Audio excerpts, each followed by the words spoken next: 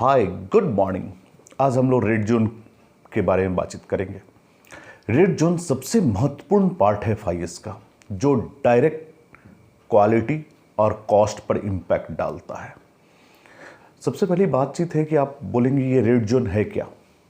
Red zone 1S का सबसे महत्वपूर्ण पार्ट है, जो जहाँ पे हम नेसेसरी बट अनयूजफुल मटेरियल को डालते हैं। अब आप पूछेंगे जो ये नेसेसरी लेकिन अनयूजफुल मटेरियल क्या है। वास्तव में हमारे पास बहुत सारे ऐसे मटेरियल्स होते हैं जो कि मेरे पास होने के बावजूद भी उसका काम नहीं होता, जो मेरे पास मोर देन 2 है।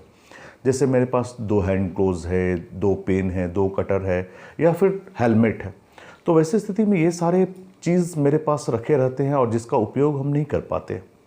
तो वैसी स्थिति में यह मेरे जो जगह है वहाँ का स्थान भी लेता है और हम उसका यूज़ भी नहीं कर पाते। तो वैसी स्थिति में हम लोग ऐसे मटेरियल को रेड जोन एरिया में डाल देते हैं। रेड जोन एरिया प्रत्येक वेयर हाउस में या ऑपरेशनल एरिया में 1 या 2 जोन को या 2 से अधिक जोन को मिलाकर एक बनाया जाता है। हर एक रेड जोन का एक एरिया ऑनर होता है।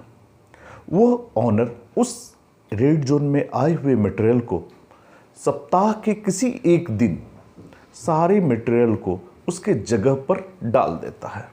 अब आप पूछेंगे रेड जोन में मटेरियल आता कैसे है।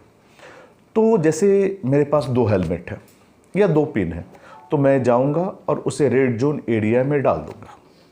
रेड जोन एरिया में एक रेड कलर का टैग होता है, उसे लगा दें। अगर नहीं है तो कोई बात नहीं, एक रजिस्टर होता है जहाँ पर हम लिखते हैं सीरियल नंबर, मटेरियल का नाम और किसने दिया है वो लिखकर वहाँ डाल देते हैं। लेकिन इसी बीच यदि किसी को आवश्यकता पड़ी किसी भी चीज़ की, जैसे सपोज डैट मेरे पास 2 हेलमेट था, मुझे ज़रूरत 1 हेलमेट की तो मैं यूज़ कर रहा हूँ और एक को मैंने रेड जोन एरिया में डाल दिया।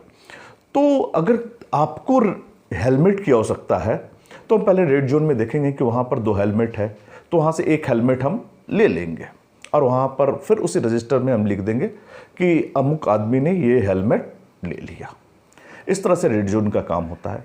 कभी कभी हम और आप या कोई भी सॉफ्ट फ्लोर एरिया में ऑडिट के लिए जाते हैं और वहाँ पर कोई मटेरियल हमको मिलता है और दुर्भाग्यवश उसमें कोई पार्ट नंबर नहीं, अनफॉर्चुनेटली नहीं लिखा होता, पार्ट नंबर नहीं लिखा होता है, डिस्क्रिप्शन का स्टिकर शायद गायब हो गया हो। तो वैसी स्थिति में कभी कभी कोई आदमी उसको किसी लोकेशन पे डाल दिया। अब उसे पता चल ही नहीं रहा कि उसे डालना कहाँ है, तो वो लोकेशन पे डाल दिया। तो इसका प्रॉब्लम क्या होता है कि कोई पिकिंग वाला आएगा और उस लोकेशन से उस मटेरियल को पिक करके डायरेक्ट डिलीवरी कर देगा। तो वास्तव में हमें तो पता नहीं था, इसलिए मैंने गलती से उस मटेरियल को किसी लोकेशन पे डाला।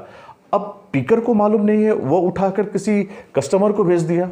वैसी स्थिति में क्या होता है कि कस्टमर को गलत मटेरियल चला जाता है और इसका डायरेक्ट इम्पैक्ट क्वालिटी पर पड़ता है या पीपीएम पर कह सकते हैं या कस्टमर डिलाइट पे पड़ता है।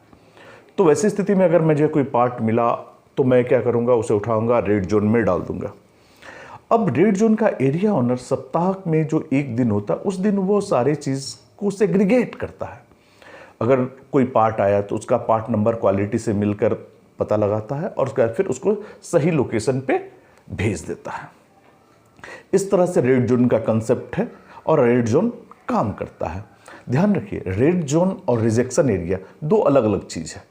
रेड जोन में जो भी मटेरियल है वो यूजेबल कंडीशन में है और रिजेक्शन एरिया में जो भी मटेरियल है वो अनयूजेबल कंडीशन में है। ये बेसिक डिफरेंस है रेड जोन और रिजेक्शन एरिया में। अब सबसे महत्वपूर्ण बात है कि ये रेड जोन को हम किस तरह मेंटेन करें। इसके लिए सबसे महत्वपूर्ण चीज़ है कि हर एक रेड जोन का एक एरिया ऑनर होना ही चाहिए। वो प्रत्येक सप्ताह वहाँ का सारे मटेरियल को सही ढंग से उसका पता लगा के उसका पार्ट नंबर या फिर स्टोर में डाल के उसको क्लियर करेगा। Thank you. अगर कोई भी समस्या हो रिगार्डिंग रेड जोन के बारे में प्लीज़ कमेंट करें, फिर मैं उस पर बातचीत करूँगा। धन्यवाद।